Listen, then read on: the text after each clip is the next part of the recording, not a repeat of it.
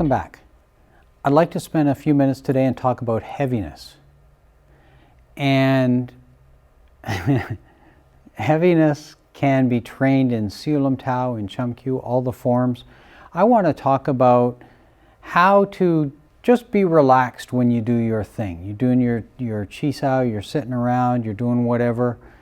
How to be relaxed, because this relaxation and this heaviness are tied together. And as you get more relaxed, more comfortable with what you do, your heaviness is going to increase.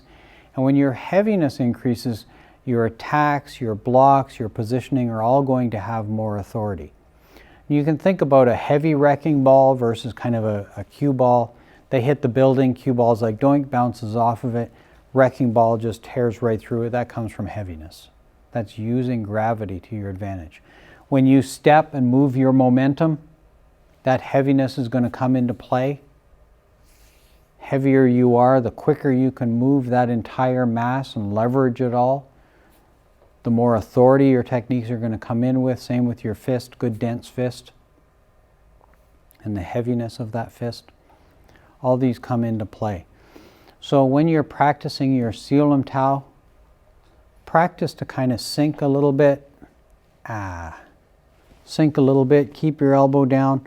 Practice this to be relaxed and heavy. Feel like there's that weight that people are holding on to, that it's heavy, holding you down.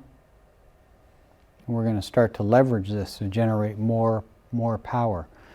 When you fight, when someone fights you and they block you or run into you, it should feel to them like they're fighting someone 4 or 5 weight classes up from your weight class, from your actual weight, because you learned how to use your body and its relaxation to more effectively. That's all I wanted to say about heaviness and relaxation for this lesson.